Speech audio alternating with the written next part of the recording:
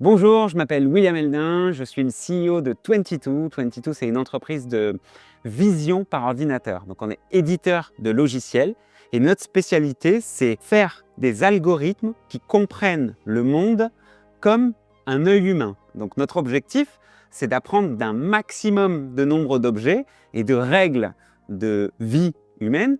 Comme ça, on arrive à créer cet outil logiciel qui est là pour aider l'humain à voir des choses qu'il n'a pas eu le temps de voir, qu'il n'a pas vu parce qu'il faisait autre chose ou il n'a pas les moyens dans son entreprise de mettre une personne pour regarder cette chose-là. Et donc, on fait des détections et du comptage. Et donc, aujourd'hui, on distribue en Europe et on commence à distribuer aussi aux États-Unis.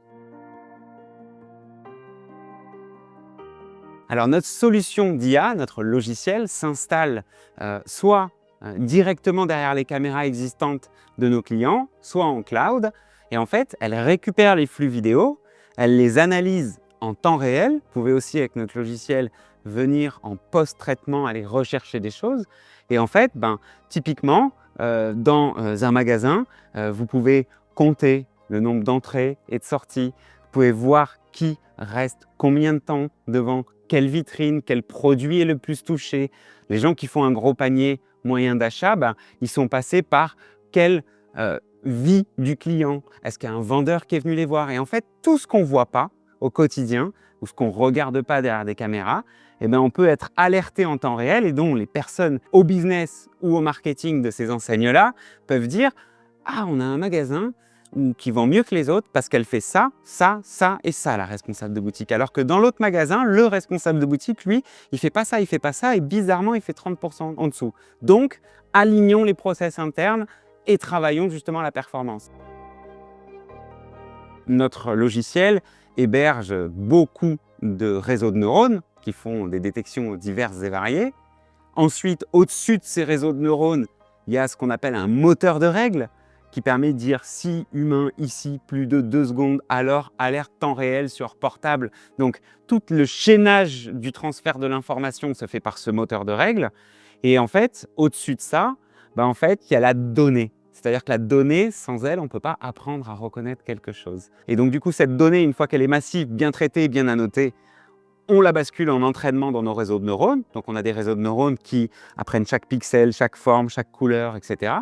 Et ensuite, on embarque ces réseaux de neurones dans notre produit en leur donnant des hyperparamètres, c'est-à-dire des seuils de tolérance, des seuils de détection, etc. Et en fait, à la fin, le réseau de neurones de mon pull, si on lui a dit tout ce qui ressemble à 60% au pull et aux 10 000 photos qu'il y a dans la base de données, alors tu le détecteras et tu remonteras et tu compteras. Plus il y a de données, plus on détecte, plus on est efficace pour nos clients et plus nos clients peuvent se servir de nos datas et donc du coup pouvoir plugger ça à tout un tas de choses dans les entreprises derrière qui permettent de mieux travailler.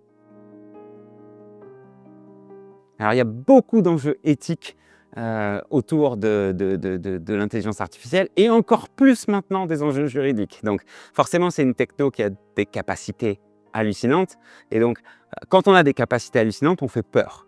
Donc premièrement, il y a eu des règles très très claires en 2018 avec la règle sur la protection des données, la RGPD, qui ont dit on n'a pas le droit de pouvoir identifier qui que ce soit à l'intérieur de la data ou dans les algorithmes. Nous, on a créé un comité éthique, on s'est engagé sur la chose parce que c'est vrai que ça nous a paru un peu dur de commencer par des algorithmes qui allaient attaquer, on va dire, des communautés ou qui allaient restreindre. Donc forcément, une nouvelle technologie, quand ça commence par ce côté-là, ça fait encore plus peur. Et en fait, là, on l'a maintenu, ce comité éthique, parce que régulièrement, les clients nous demandent d'aller un peu plus loin. Ce genre de choses-là, on se l'interdit. Donc on est autonome là-dessus. Et il y a tous les niveaux.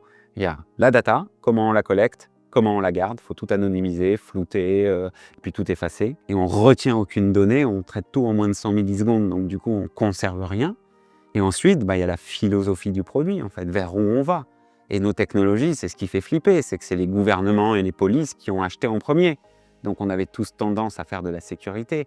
Donc, dans tout ce qui est jusqu'à l'usage, on se doit de contrôler nos utilisateurs pour pas qu'il y ait de la dérive.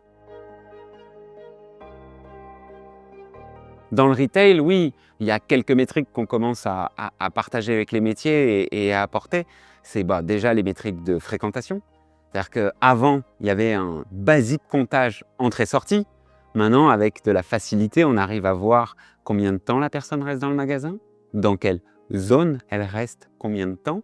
Et donc, du coup, tous ces métriques-là, maintenant, on peut les piloter auprès des autres magasins. Allez voir vos clients au bout de 2 minutes, c'est important. Faites-leur essayer les paires de lunettes, faites-leur essayer les habits.